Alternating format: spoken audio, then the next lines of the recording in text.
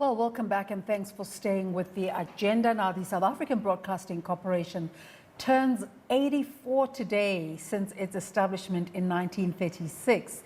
The public broadcaster has played varied roles to different government arrangements, including the tumultuous apartheid period, and influencing society in divergent ways. It has evolved from being an exclusively broadcast service to a modern multimedia content service company owing to its plethora of digital publishing platforms. For more on celebrating the SABC milestone, we're joined via Zoom by SABC spokesperson Mmoni Seapolelo.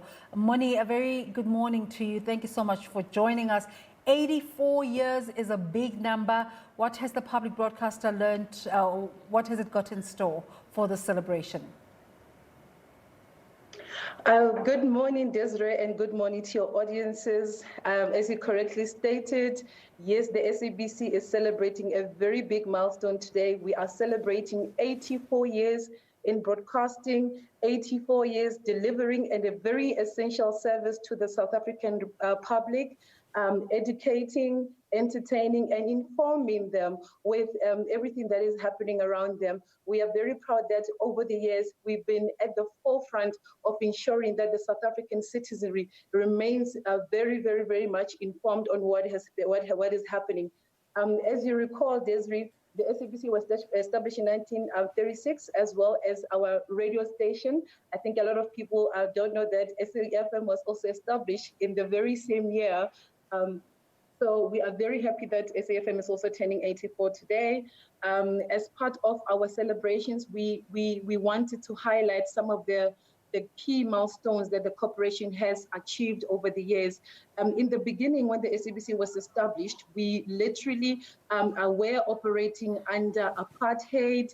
And we are proud that during just after 1994, things have really, really positively changed for the SABC. We have seen wonderful changes within the SABC. We have had our very first Black CEO of the SABC, Ndate Zolake Sisulu, in 1994, and a whole lot of things have started to change around that.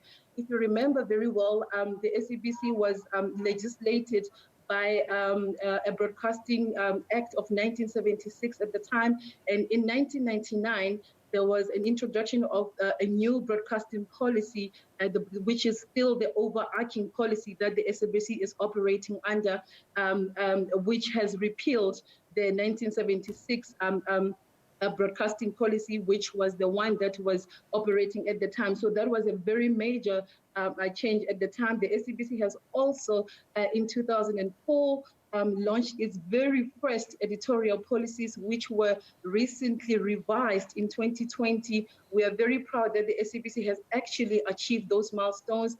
As you correctly stated in your introduction as well, Desiree, the SABC has recently moved with the times and taken a multi-platform approach in delivering its content. So previously, we would only see you on television at a particular time. However, nowadays, we are able to see you at any given time when we want to. The SABC has ensured that they launch a news app as well that enables our public to be able to interact with our programming, as well as ensure that they receive SABC news at any given time and everywhere they are.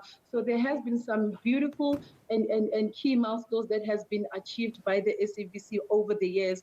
Unfortunately, this year, because we are confronted with COVID-19, we are unable to celebrate the way we would have wanted to.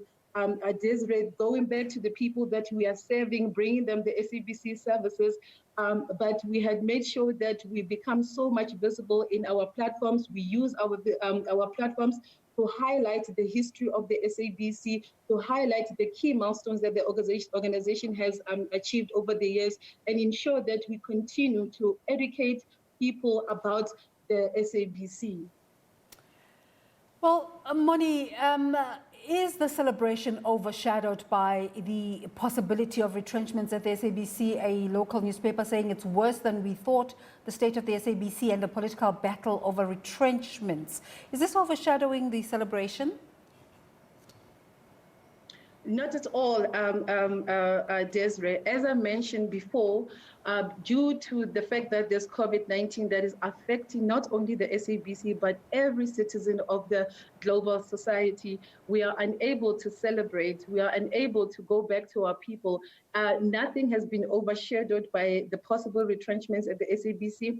We are continuing to deliver the services that we ought to deliver, that we are mandated to deliver by the laws that are governing us, that are providing us or governing our mandate. You are on air as we speak. I'm on air. I'm speaking on behalf of the SABC. A whole lot of our colleagues are also continuing to do the SABC work. So there's nothing that overshadowing SABC from celebrating. Just me speaking to you at this particular point, we are celebrating. As I said, the only hindrance is the fact that we are unable to go out there and speak to the people and celebrate the way we would have wanted to celebrate. Thank you so much for talking to us, and happy 84th to the SABC. Thank you, Desiree. Mmoni Seapolelo is the spokesperson for the SABC.